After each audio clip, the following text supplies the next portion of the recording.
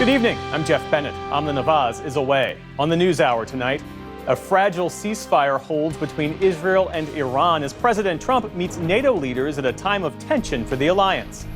A classified briefing for lawmakers is postponed, leading to more questions about whether the Iran strikes were as successful as the White House claims. And we delve into the Republicans' massive budget bill with a look at how its cuts to Medicaid could affect rural hospitals. The only way we can make up for it is to cut expenses, and which may mean cutting services, and that hurts all patients, not just Medicaid patients.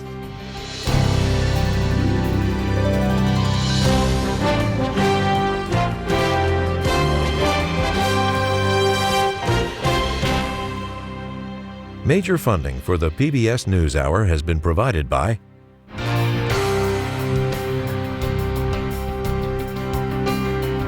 the ongoing support of these individuals and institutions, and friends of the NewsHour, including Kathy and Paul Anderson, and Camilla and George Smith. A successful business owner sells his company and restores his father's historic jazz club with his son. A Raymond James financial advisor gets to know you, your passions, and the way you bring people together. Life well planned. The John S. and James L. Knight Foundation, fostering informed and engaged communities. More at kf.org. And with the ongoing support of these individuals and institutions.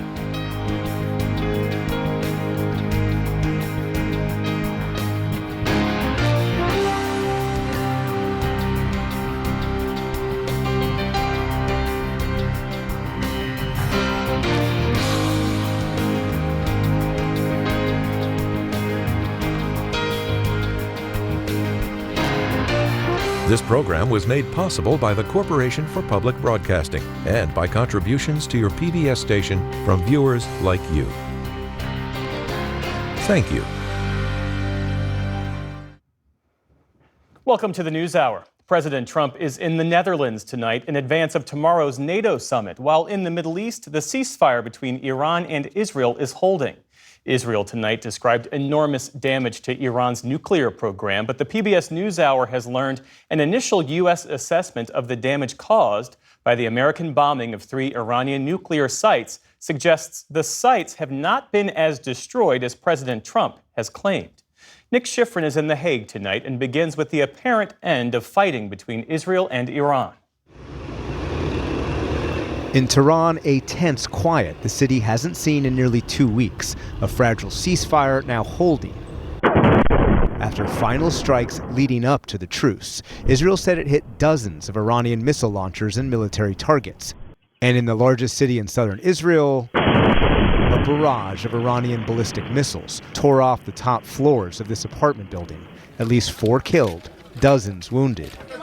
But some survivors rescued from the rubble by Israeli firefighters.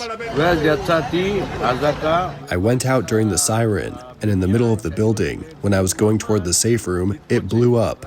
I saw something close to me. I saw fire in front of me. It was the final Iranian strike before the ceasefire, but Israel says it kept firing interceptors, including this one that fell in northern Israel, and accused Iran of 2 ceasefire violations. That's when Israeli Chief of the General Staff, Eyal Zamir, warned, in light of the severe violation of the ceasefire carried out by the Iranian regime, we will respond with force. Quickly, President Trump called Israeli Prime Minister Benjamin Netanyahu and made a demand in private and online. Israel, do not drop those bombs. If you do, it is a major violation. Bring your pilots home now. 40 minutes later, he wrote, Israel is not going to attack Iran. All planes will turn around and head home. Israel restricted its bomb targets to an Iranian radar installation. That wasn't good enough for President Trump, whose own bomb started with F. I'm not happy with Israel. You know, when I say, okay, now you have 12 hours, you don't go out in the first hour and just drop everything you have on them. So I'm not happy with them. I'm not happy with Iran either.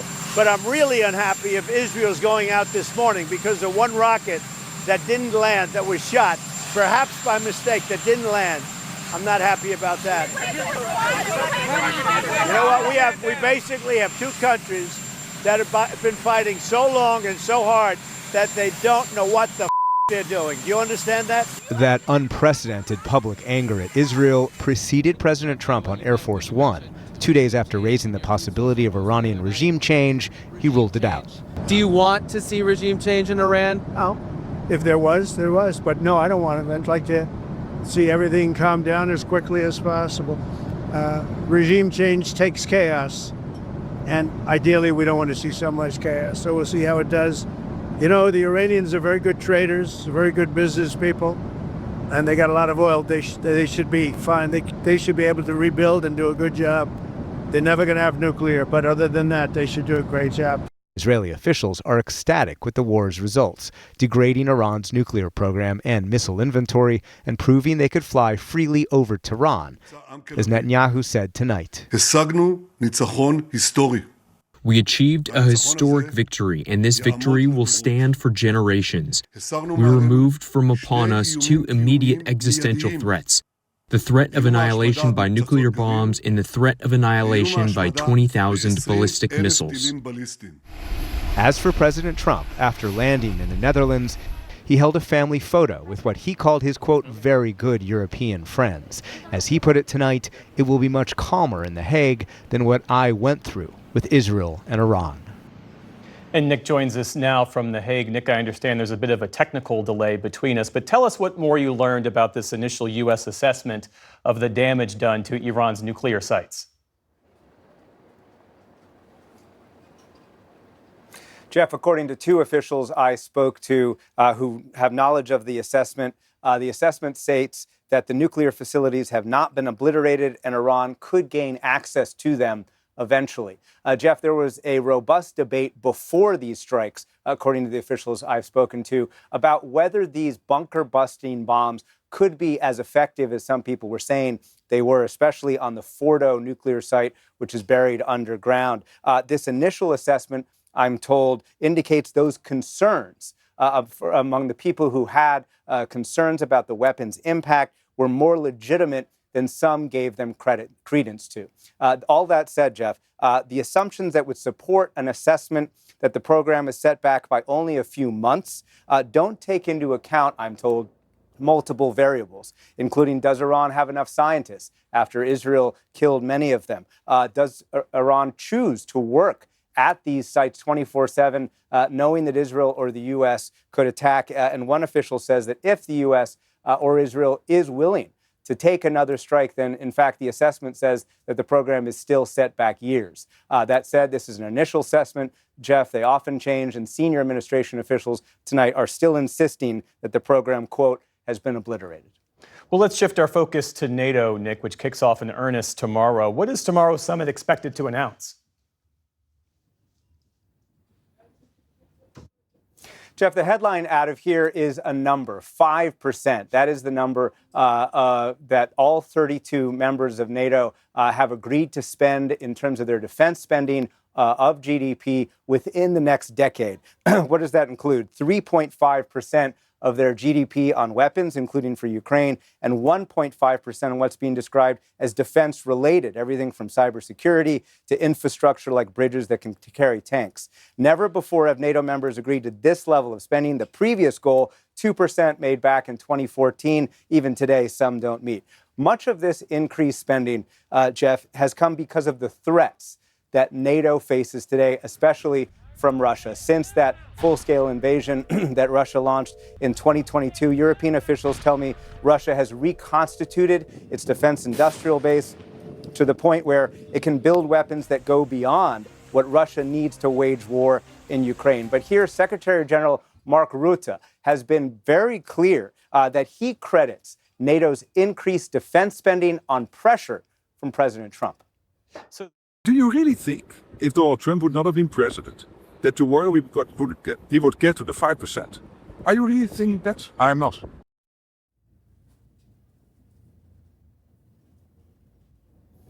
This conference is designed to prevent any kind of Trump blow-up. It's very short, and unlike in previous summits, Jeff, Zelensky, the president of Ukraine, is not invited to the main leaders' meeting. So does that suggest, Nick, that despite this agreement on spending, that European officials are concerned about the U.S.'s continued commitment to NATO?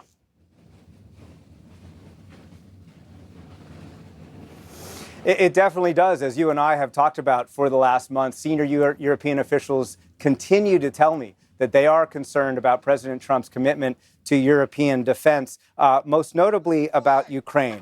Biden-era weapons are running out for Ukraine, and the Trump team has not indicated any interest in spending more money to arm Ukraine. Second is a divergence about the assessment of Russia. We just talked about the threat that Russia poses militarily, but today Trump once again said he wanted to make a deal with Russia. And recently, Deputy Secretary of State Chris Landau wrote on X in a post that's now deleted, NATO is, quote, still a solution in search of a problem.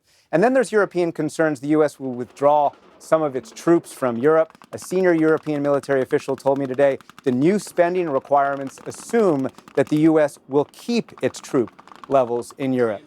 President Trump today perhaps reinforced some of these European concerns when he would not commit to NATO's bedrock Article 5, that all member countries would come to any other member country's defense if attacked. Are you still committed to Article 5 of NATO? Depends on your definition. There's numerous definitions of Article 5. You know that, right? But I'm committed to being their friends. I've become friends with many of those leaders, and I'm committed to helping them. Are you still committed to mutual defense? I'm committed to saving lives. I'm committed to life and safety.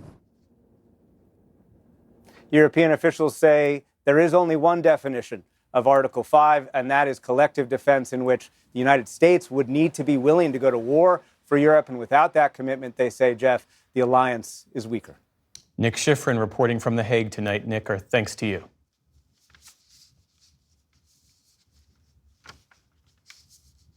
Well, on Capitol Hill today, planned briefings from intelligence officials on the rapidly changing situation in the Middle East were postponed. The Senate briefing is now set for Thursday, and the House briefing now set for Friday.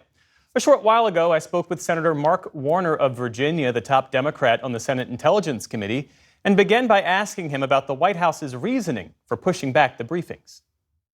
Well, they said it's because Secretary Rubio and Secretary Hegseth could appear. They're at NATO now. But we need this briefing sooner than later. I've got a lot of questions. Matter of fact, we have seen, the administration go from when this conflict started saying the United States would, of course, defend Israel, but Israel was on its own. We then had, from American intelligence community, early last week, Monday of last week, reiterating what Director Gabbard had said, that Iran had not made a decision to move towards a weapon. We then saw, obviously, the administration change its position and say they were prepared to go after Iran's nuclear capabilities, but not regime change. And then the president was tweeted, and foreign policy by tweet is always a bad way to operate, said he was for regime change, and now that's been taken back, I understand. So I've got a lot of questions that long before this even took place, like, can the bunker buster bombs alone take out the Iranian nuclear facilities? And those questions still remain. Well, on that point, the U.S. military strikes on 3 of Iran's nuclear facilities last weekend reportedly did not destroy the core components of the country's nuclear program and likely only set it back by months.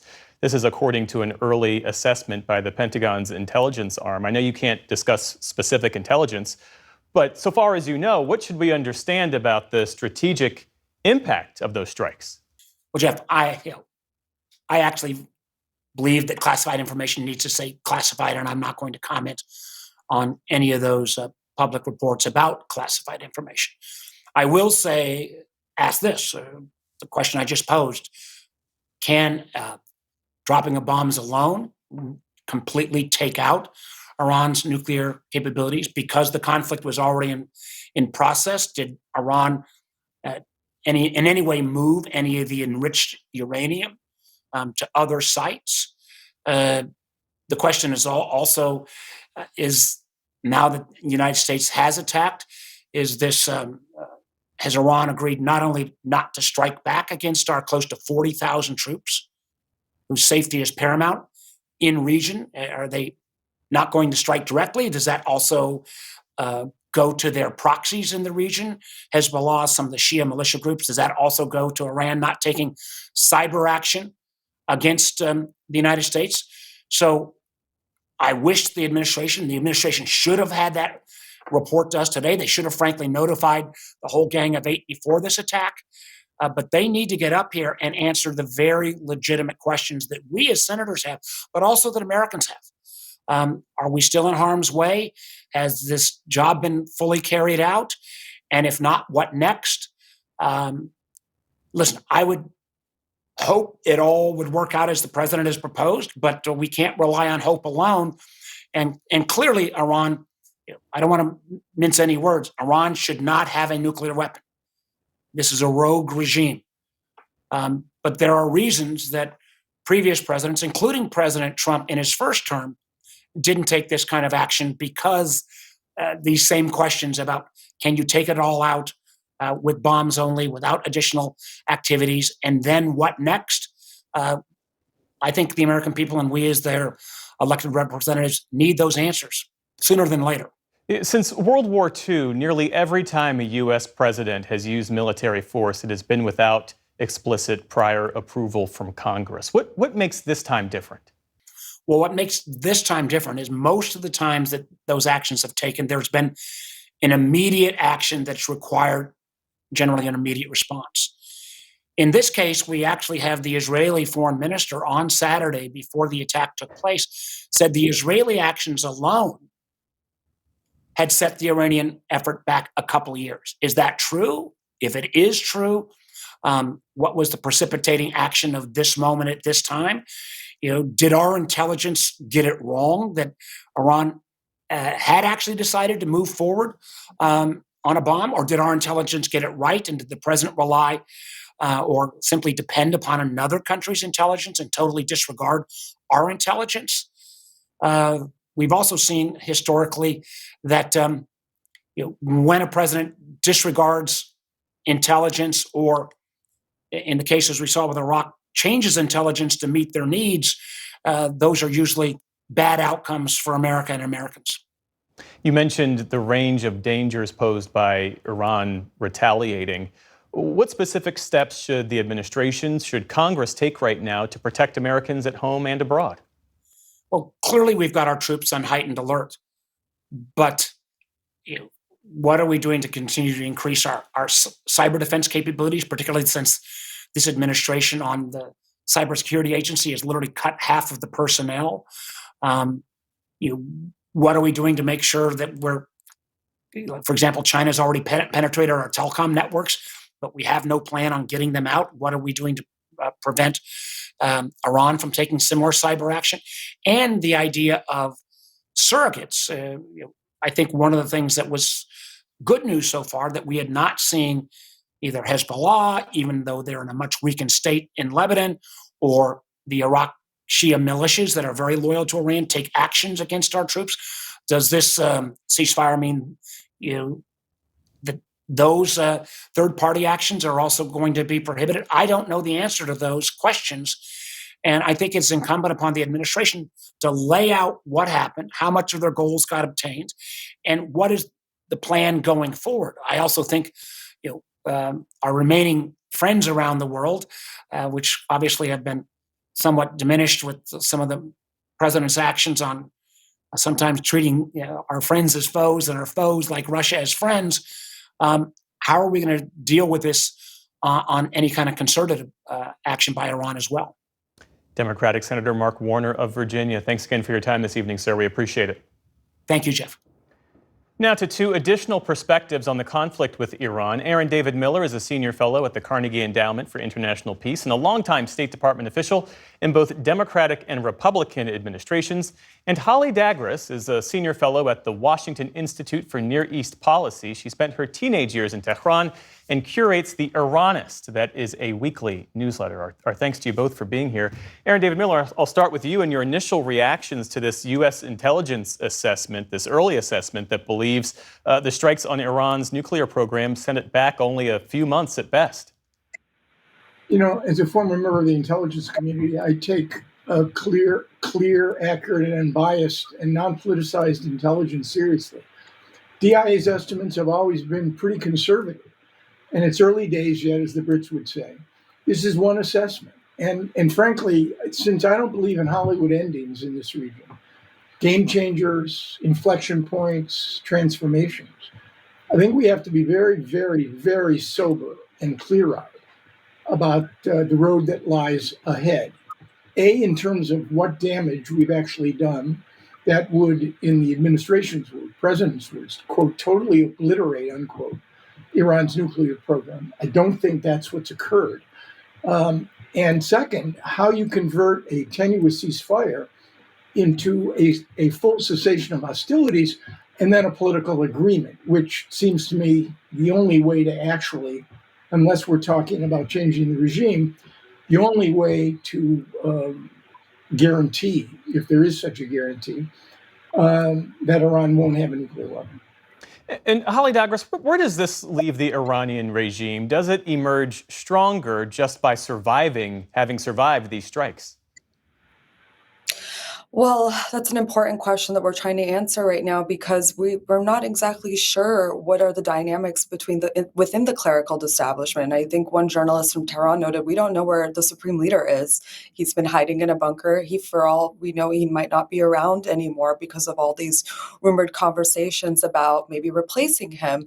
So I think that it's key, though, that publicly, at least according to open source intelligence, we haven't seen those key vulnerabilities domestically. We haven't seen public defections. We haven't seen mass protests. We haven't seen acute food shortages or whatnot that would suggest that this regime's on the verge of collapse per se. But, it doesn't mean that these things can't materialize in the near future.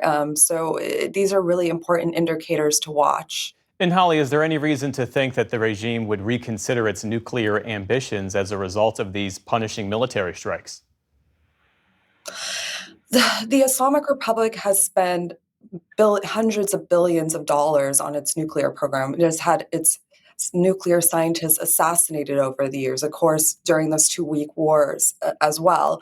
And so this has been very much a point of pride for the Islamic Republic. They've always chanted that in protest when I was growing up there, nuclear energy is our inherent right. And just to see them actually decide to change that, to actually let go of this program in its entirety, I find it hard to believe because it would be seen as a humiliation and then bending the knee to what it views as two aggressors, Israel and the United States. And Aaron, what do you see as the path forward for how Israel and the U.S. deal with Iran? I think it's going to be really fraught. And I'm not sure there's a ready-made RX or prescription in the road ahead. Maintaining the ceasefire, I think, is important. But if, in fact, that's going to survive, you're going to need to create conditions. The U.S. is going to have to negotiate both with Iran and with Israel separately to talk about expectations. What is a violation? Will there be a monitoring mechanism in order to guarantee or to report, in order to preempt or prevent conflict that would flow from such violations? You've got the pattern in Lebanon, the ceasefire agreement that Biden administration concluded last November. You have a monitoring committee. But again, it's hard to believe as the weeks go by that the Israelis won't find it in their interest to prevent and preempt if they find evidence that Iran is doing any number of things, reviving its ballistic missile production facilities, for example, sending precision-guided munitions to Hezbollah, or if the Israelis discover undeclared sites, or we do, in which Iran has moved or has originally placed advanced centrifuges. So I think the road ahead is fraught, and it's going to require a very, very realistic assessment by the administration of what constitutes success.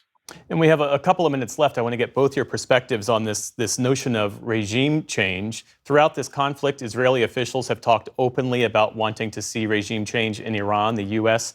has said, now they say it's not on the table. President Trump has said it's not on the table after suggesting it might be. Where does that leave things? Aaron, we'll start with you. if you look in recent years, there are three models of regime change: Russia, Egypt, and Tunisia, where there were massive protests in the streets. Security establishments refused or couldn't control the crowds. And in the case of Egypt, the military edged Mubarak out. That's one. Number two is what happened in Syria in December. You have an organized group, HTS, former affiliate of Al-Qaeda, surge into Damascus in the face of a hollowed-out regime, and the regime collapses. Or the Bush 43 model. You invade the country and depose its evil dictator. I don't see any of these as appropriate right now or conducive to the Iranian case. But I defer to Holly on this. Holly, final word. Well, I want to just note that we've had successive uprisings, including most recently the 2022 uprising known as the Women Life Freedom Uprising. And the whole goal was positive change because the majority of Iranians want to see this regime gone. And just big picture, if this ceasefire holds, this regime will take a revenge on its people. It'll take revenge on the dissidents, on the political prisoners. It will lead to mass executions. It will go after anybody that they see as not in line with the regime's rhetoric. And that's very worrisome, especially in this climate of uncertainty. And so I just want to emphasize that. Holly Dagres, Aaron David Miller, our thanks to you both for sharing your insights this evening. We appreciate it. Thank you.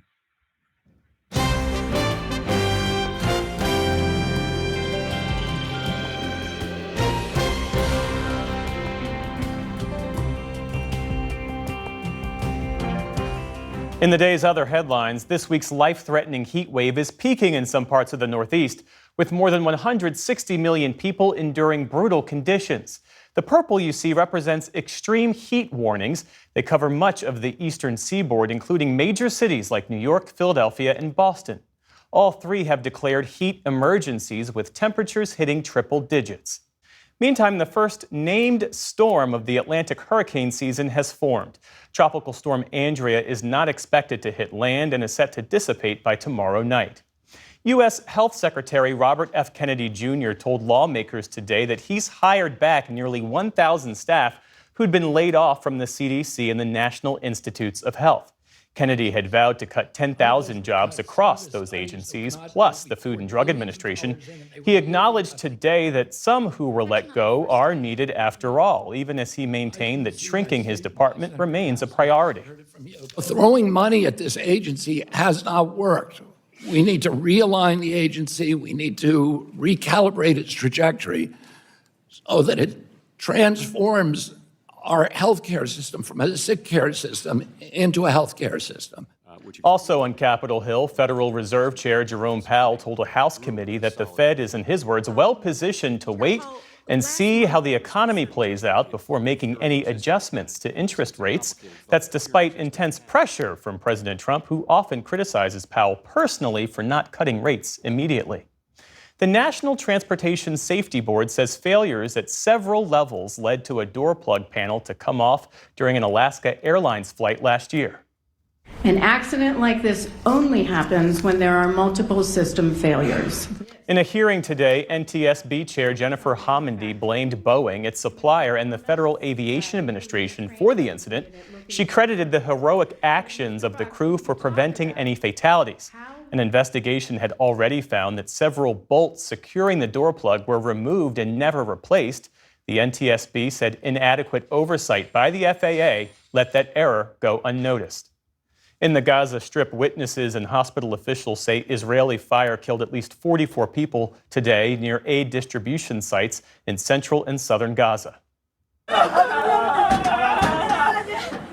Relatives of those killed wept outside a morgue in Khan Yunis, where many of the bodies were taken.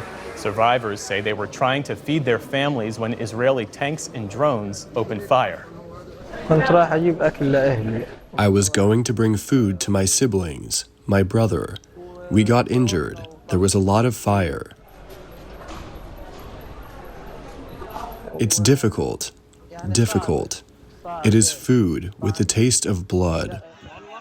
Gaza's new food distribution locations have seen almost daily violence and chaos since opening last month. Witnesses say Israeli forces have repeatedly opened fire on crowds near the sites. Israel has said it's fired warning shots at suspects who approach its forces.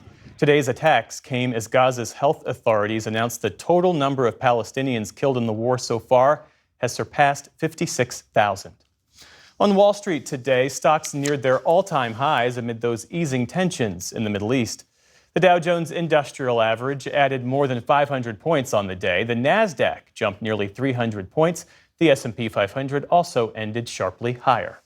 And Oklahoma City celebrated its first ever NBA championship today with a parade through downtown.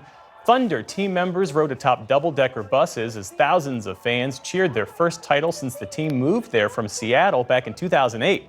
Before that, they were known as the Supersonics.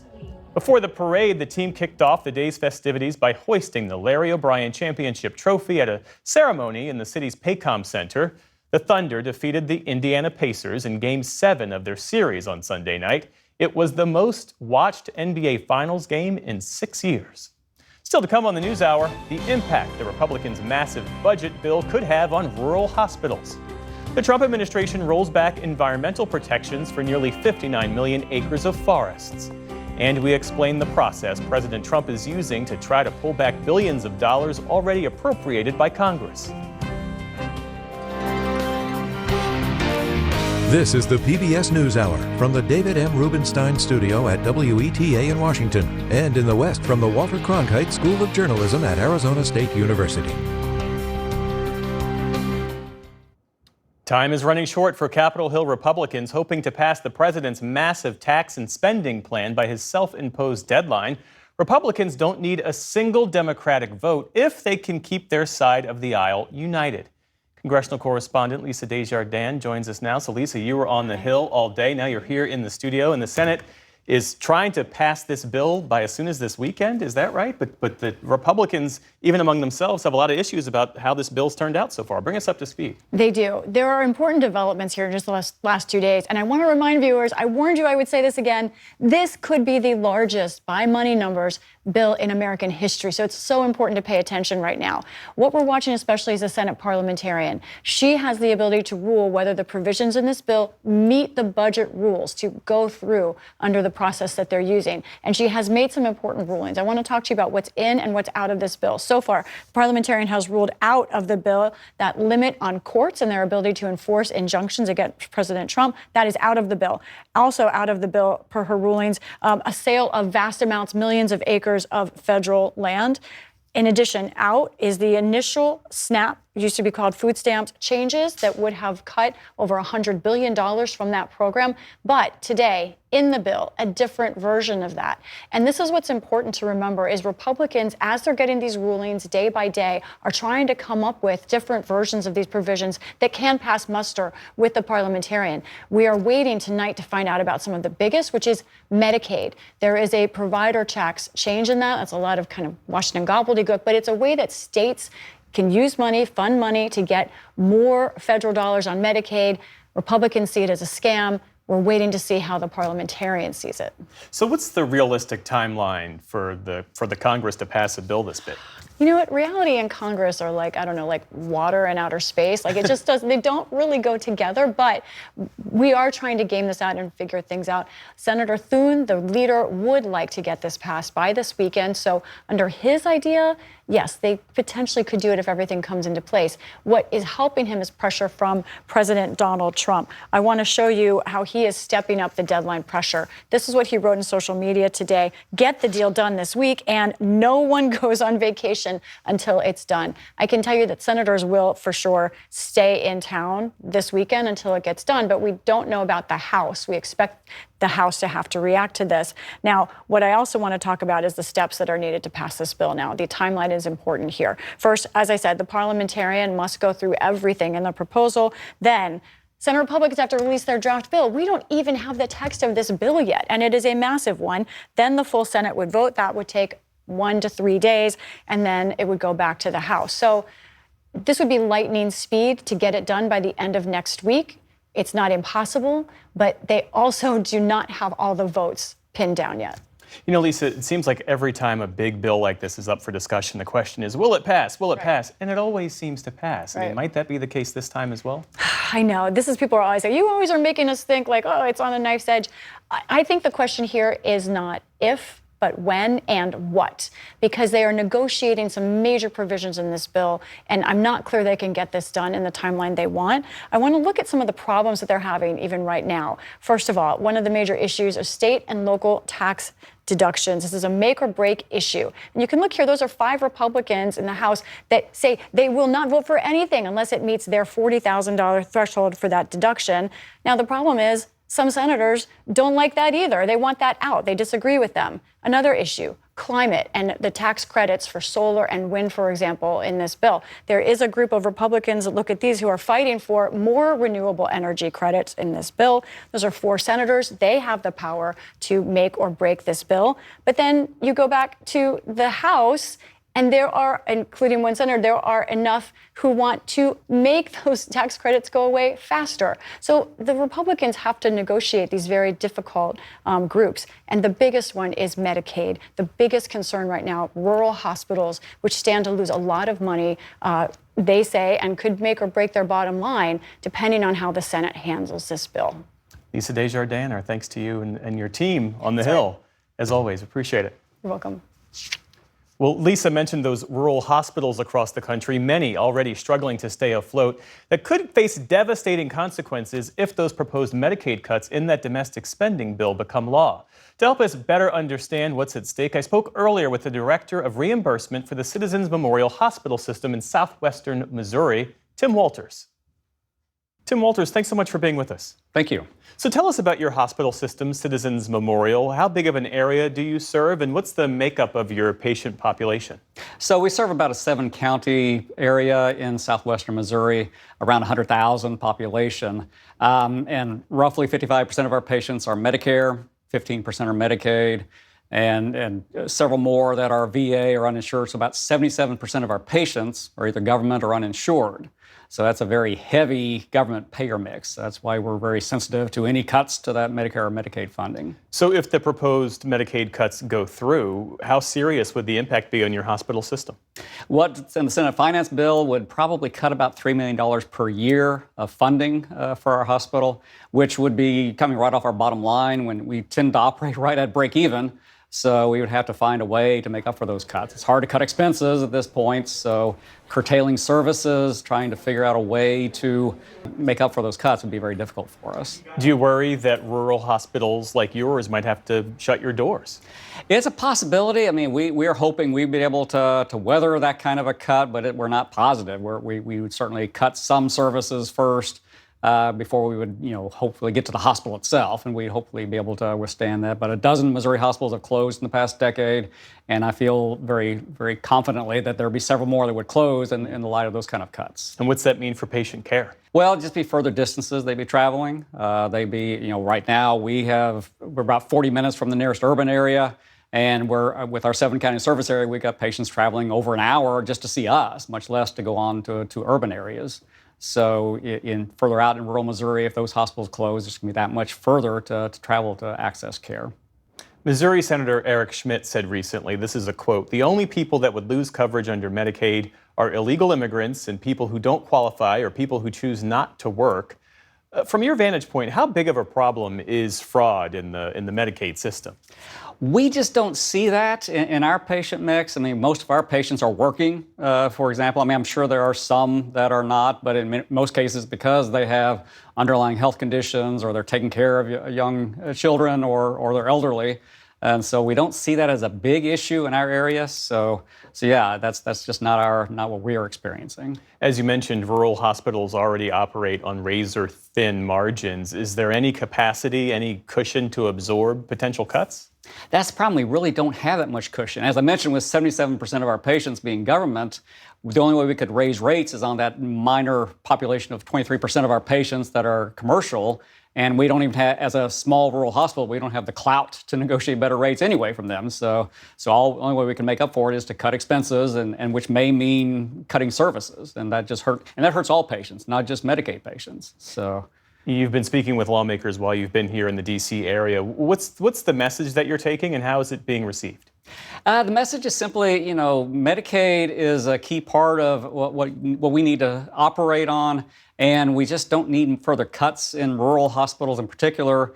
We live on a very thin margin, and so trying to support that care is something we vitally need Congress to do, is continue to support rural hospitals. Tim Walters with the Citizens Memorial Hospital System in southwestern Missouri. Thanks so much for being here. Thank you.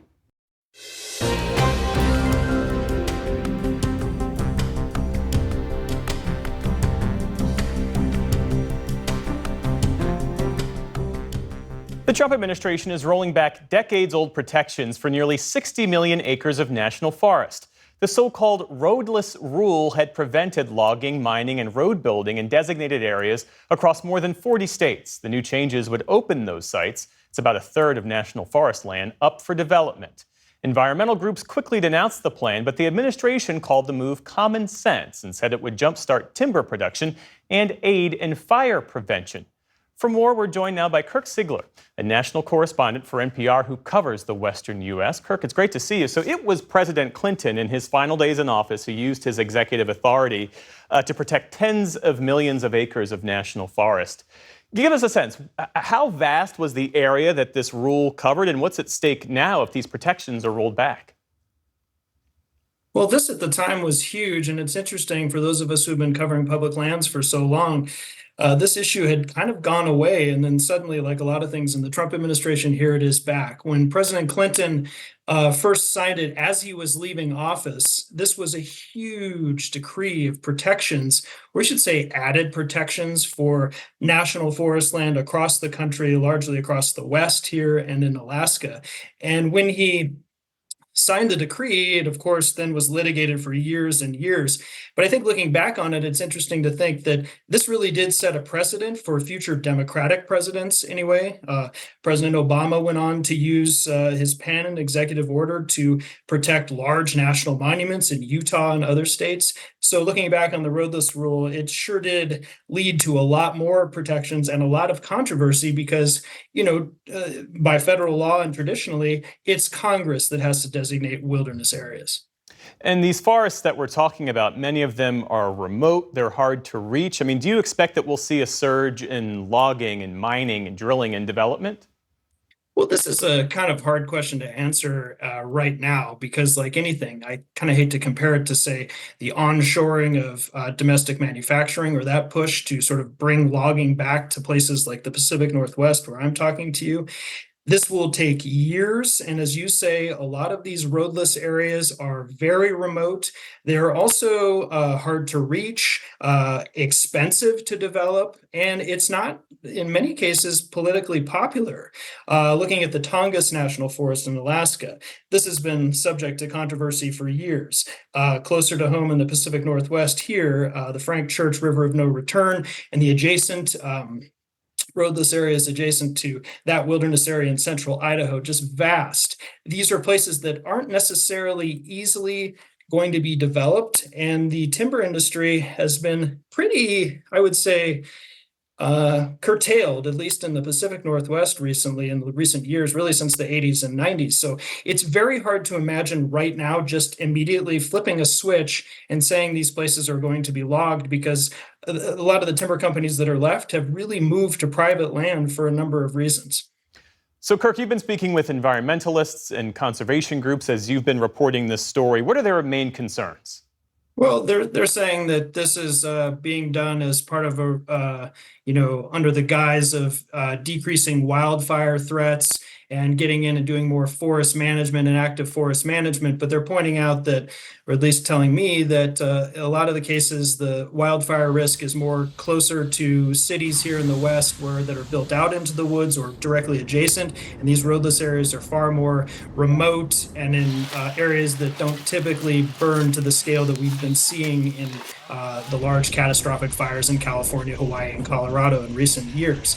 They also say that this has been basically ignoring 2 decades worth of a lot of public input in favor of this roadless rule being enacted. There have been something on order of about a dozen lawsuits since 2001 in the early aughts about this, and it's largely been considered settled. The environmentalists are ready to sue again, though, so we'll have to see exactly when and how this roadless rule gets reversed, but they seem to be eager to go to court again. Well, our team spoke with Scott Dane. He's president of the American Loggers Council, and he makes the point that this logging can be done in a responsible fashion. Take a listen.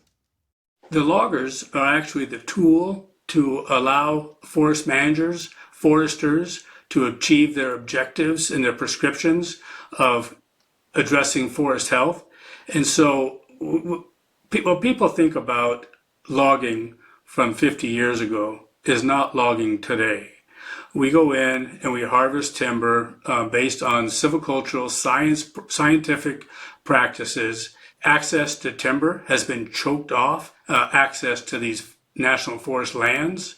So opening those back up and supplying timber in these areas could go a long way in reducing the mill closures that we've seen across the country. So what should we know about the points that he made there? Well, I think you do hear that a lot from the timber industry, that access has been cut off. And in fact, a lot of timber companies that I've reported on over the years, particularly in California, have started to move over to just doing business on private land, because U.S. Forest Service land carries a lot more restrictions with it, a lot more red tape, they'll tell you. And I think there's a signal from this administration that that's going away. On the other hand, he mentioned there that there have been so many timber closures. The kinds of logging that they're wanting to see by opening up these roadless areas and other places around the West. President Trump signed an order saying he wants 25% more logging across the Forest Service in the next 4 or 5 years. That kind of stuff that they're going to try to increase volumes. It's unclear whether or not there's enough infrastructure on the ground right now, particularly in the Northwest here, to actually be able to process all those logs. So that's kind of remains to be seen. But yes, the industry has been frustrated, I think, over the years, looking at the federal partners in a system that was sort of set up historically, that the U.S. Forest Service land would feed basically the timber companies. And that, of course, changed quite a bit with the advent of, rampant environmentalism starting in the 60s and 70s. Kirk Siegler, national correspondent for NPR. Thanks so much for sharing your reporting and insights with us. Glad to be here.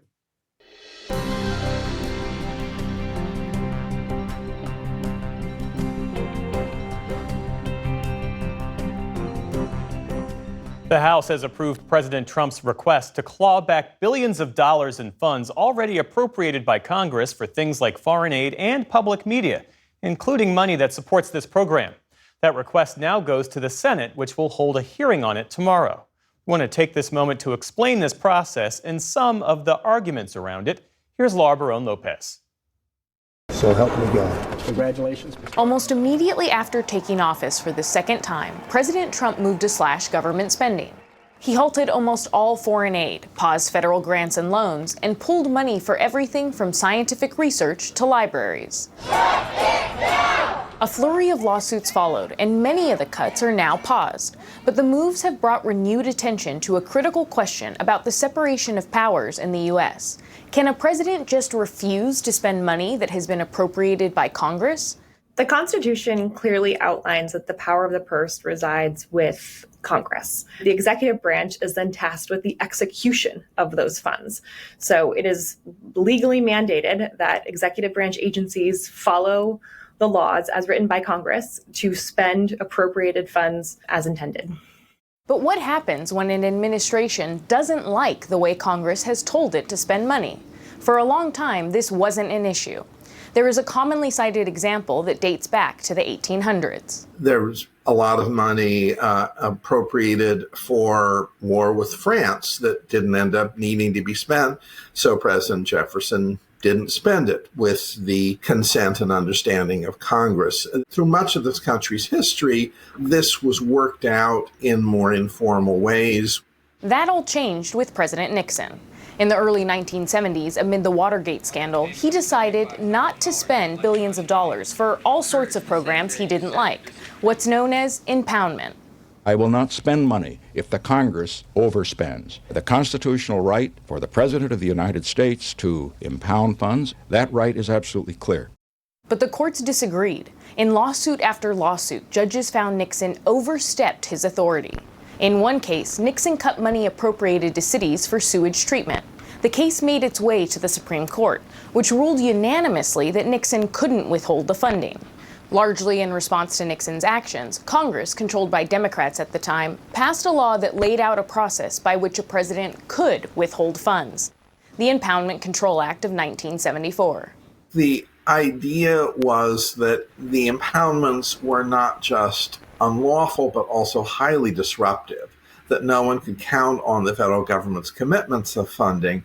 And so both Democrats and Republicans wanted a more predictable procedure for doing that. The act set up two ways for presidents to legally impound funds. One is a deferral, which allows the White House to temporarily delay spending. The other is a rescission, which is permanent.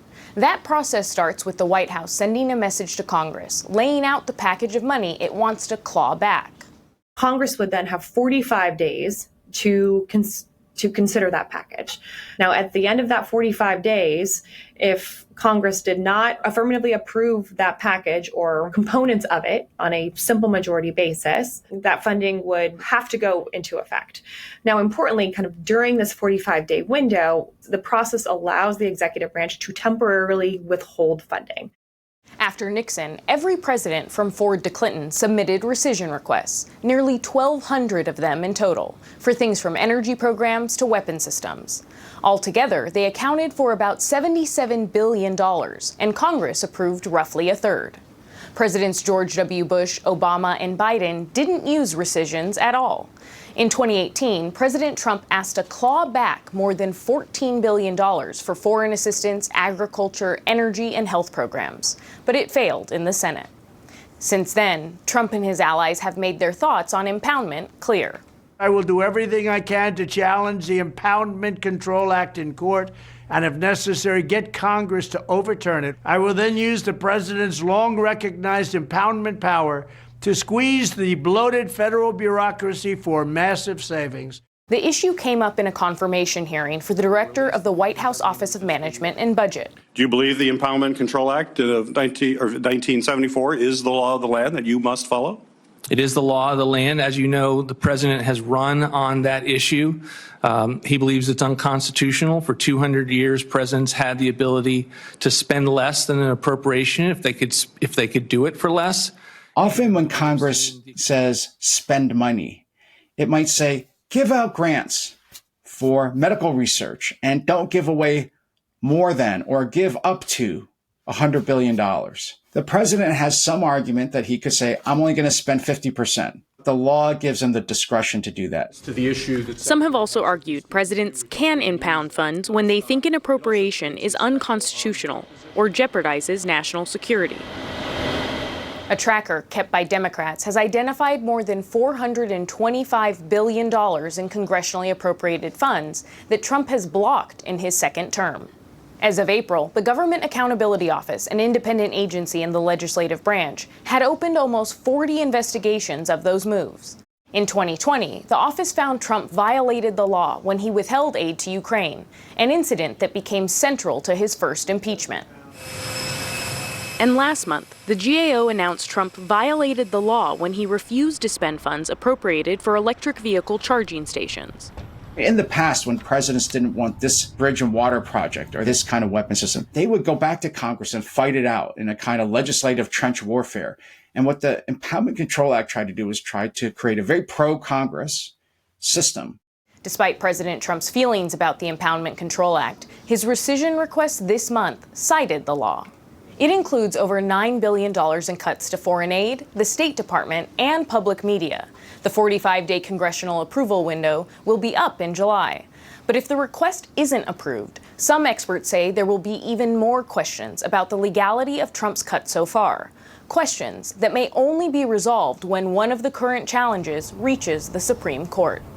If they were able to persuade the Supreme Court that they do have an unlimited ability to withhold money, then the president will have enormous ability to threaten members of Congress with the loss of funding for projects in their district if they don't do what he says. This would concentrate an enormous amount of power in the president. For the PBS NewsHour, I'm Laura Barone Lopez.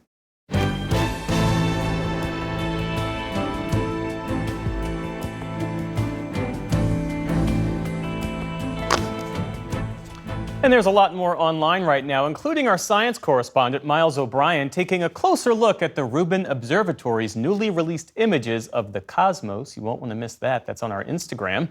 And that is the NewsHour for tonight. I'm Jeff Bennett. For all of us here at the PBS NewsHour, thanks for spending part of your evening with us. Major funding for the PBS NewsHour has been provided by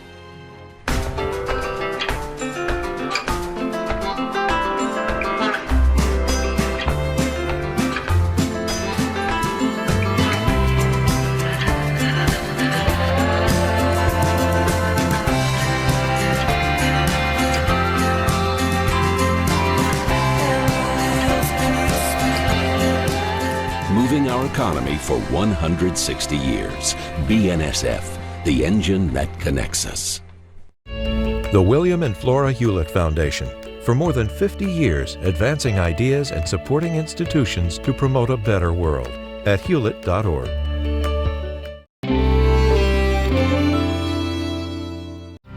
Carnegie Corporation of New York, working to reduce political polarization through philanthropic support for education, democracy, and peace. More information at carnegie.org.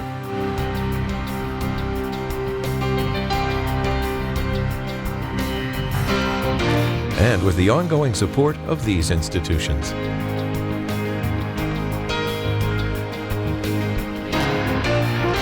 This program was made possible by the Corporation for Public Broadcasting and by contributions to your PBS station from viewers like you. Thank you.